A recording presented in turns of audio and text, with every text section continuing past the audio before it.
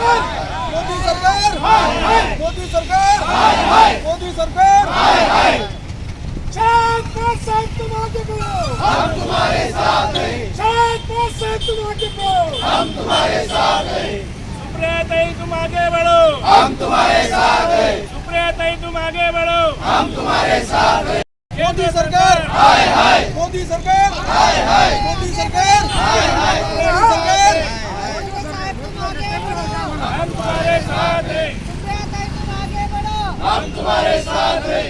अरे कोण म्हणतं घेणार नाही, शिवाय राहणार नाही, कोण म्हणतं घेणार नाही, अरे नरेंद्र मोदीचं करायचं काय, खाली डोकं वरती पाय, नरेंद्र मोदीचं करायचं काय, खाली डोकं अरे या हुकूमशाही सरकारचा, विषय असो, या दडपशाही सरकारचा, विषय असो, केंद्र सरकारचा, विषय असो, मोदी सरकारचा, विषय असो, अरे या सरकारचं करायचं काय, खाली डोकं वरती पाय, या हुकूमशाही सरकारचं करायचं काय, खाली डोकं वरती पाय, सुप्रियाताई तुम आगे बढ़ो, हम तुम्हारे साथ हैं। पवार साहेब तुम आगे बढ़ो, हम तुम्हारे साथ हैं।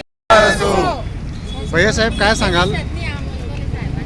काल संसदेमध्ये काही खासदारांनी शेतकऱ्यांचे धान्यासंदर्भातले, कपाशी संदर्भातले, शेतमालाच्या भावासंदर्भात प्रश्न विचारण्याचा प्रयत्न केला. त्याचप्रमाणे नुकताच संसद हल्ला झाला त्याबद्दल देखील प्रश्नावली त्या ठिकाणी झाली. परंतु कुठल्याही या ठिकाणी नोंद न घेता माननीय सभापतींनी 141 खासदार निलंबित केले.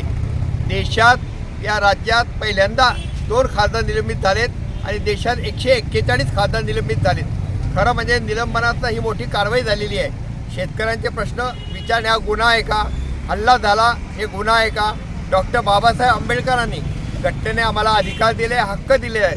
तो हक्क बजावत असताना त्या ठिकाणी लोकशाहीचा खून झाला, लोकशाहीचा त्या ठिकाणी पायदळ तुरवली गेली आणि प्रामुख्याने हुकुमशाही राज्य येत आहे, देश येतो आहे असं वातावरण त्या ठिकाणी झालं आहे. या बाबतीचा आम्ही निषेध करतो आहोत.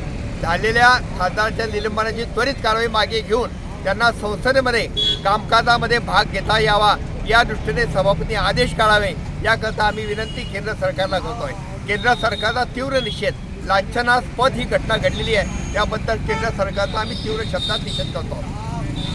ताई काय सांगाल? सुप्रियाताई सुळे यांचं निलंबन झालेलं आहे त्याबाबत.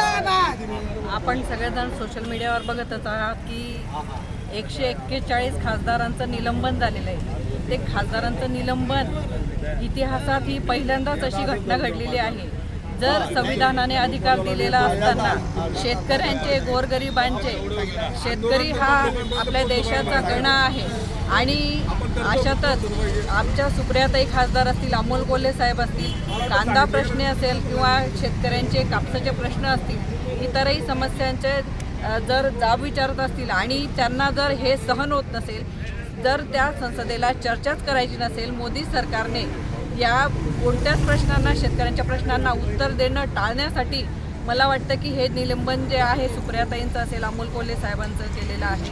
संसदेमध्ये विरोधात कुणीच राहू नये असं त्यांना वाटतंय आणि ह्या हुकुमशाही सरकारचा आम्ही जळगाव राष्ट्रवादीतर्फे जाहीर निषेध करतोय. Hello guys, please like, comment